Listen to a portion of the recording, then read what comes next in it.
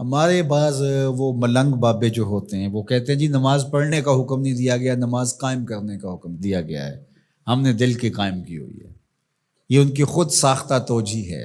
نماز قائم کرنے کا حکم اہل ایمان کو دیا گیا حضور کی وساطت سے، اور حضور علیہ السلام کو حکم دیا گیا کہ نماز قائم کریں، تو آقا کریم علیہ السلام سے بہتر اس کا مفہوم کون سمجھ سکتا ہے؟ تو آقا کریم نے رکوع اور سجود والی نماز پڑھی اور قیام نماز کا عملی اظہار لوگوں کے سامنے رکھا، پھر اس کے اندر کیفیت کس قدر ہو تو یہ پھر جتنی قربت اللہ کی بندے کو نصیب ہوگی اس قدر وہ آگے بڑھتا چلا جائے گا۔ تو یہ باطل توجیہات یہ جاہل لوگوں کی، جس کے بدن سے بدبو کے ببوکے پھوٹ رہے ہوں اور جس کے جسم میں جوئیں پڑی ہوں اور جس نے 6 سال سے غسل نہ کیا ہو، وہ اس اعتماد سے کہہ رہا ہوتا ہے ہم نے قائم کی ہوئی ہے، ہم نے دل کی قائم کی ہوئی ہے۔ اللہ اکبر۔ تو یہ اس معاشرے میں ایسے لوگوں کو ماننے والے اور ایسے لوگوں کی باتوں کو غور سے سننے والے اور ان جاہلانہ باتوں کو معرفت کی باتیں قرار دینے والوں کی کمی بھی نہیں ہے۔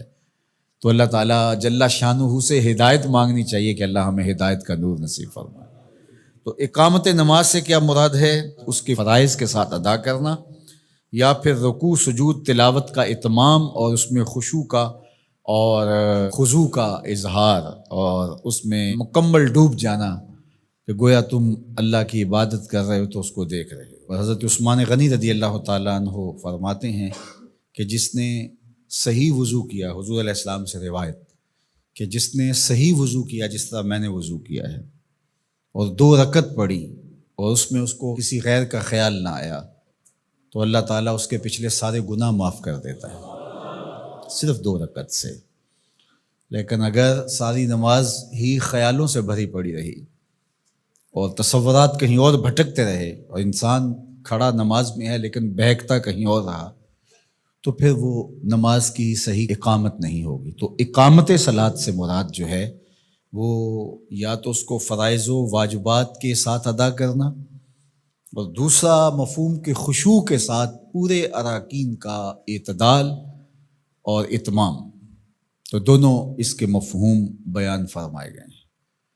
تو ظاہر ہے کہ ابتدا کے اندر تو کوشش ہوگی کہ فرائض واجبات پورے ہو جائیں، تو وہ خشوع اگر نہیں بھی حاصل ہو پایا تو پھر بھی کوشش جاری رکھنی چاہیے، نہ یہ کہ اب وہ تو کیفیت ہی نہیں نصیب ہو رہی تو میرا نماز پڑھنے کا کیا فائدہ۔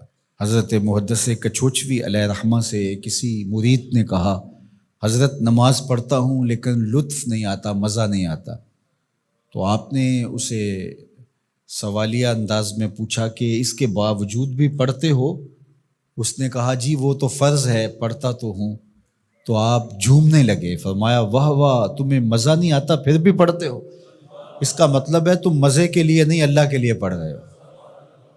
تو اگر لطف آ جائے، وہ کیفیت، وہ حظ، وہ تو بہت بڑی بات ہے، لیکن اگر نہیں بھی ہے تو اس کا فریضہ تو ہے اس کی طرف سے جو عائد ہوتا ہے، تو وہ شکل بنا کے تو کھڑے ہوں، وہ صورت بنا کے تو کھڑے ہوں، تو کسی دن وہ کیفیت بھی پیدا ہو جائے گی۔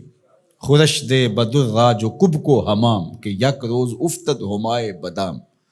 سعدی شیرازی فرماتے ہیں کہ دانے ڈالتا رہے، چوغا ڈالتا رہے، کبھی کبوتر آئے گا، کبھی کوا آئے گا، کبھی کوئی اور فاختہ آ جائے گی، لیکن کسی دن وہ بھی آ جائے گا جس کے لیے تم یہ سب کچھ کر رہے ہو۔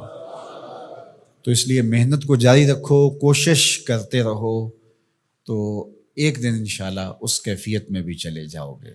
دروازہ کھٹکھٹانا چھوڑنا نہیں ہے، دستک دیتے رہو، کبھی تو بوا کھلے گا نا، کبھی تو آواز آئے گی کھلا ہے دروازہ آ جاؤ اندر، پھر اندر سرور کی وادی ہوگی، کیف کا جہاں آباد ہوگا۔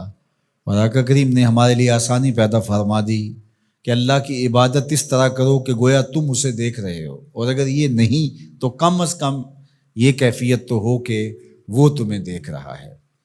تو اپنی اپنی کیفیت ہوتی ہے، بہرحال نماز کو ترک نہیں کرنا، بھرپور کوشش ہو کہ خشوع و خضوع کے ساتھ نصیب ہو۔ تو نماز کی اقامت کا یہی مفہوم ہے۔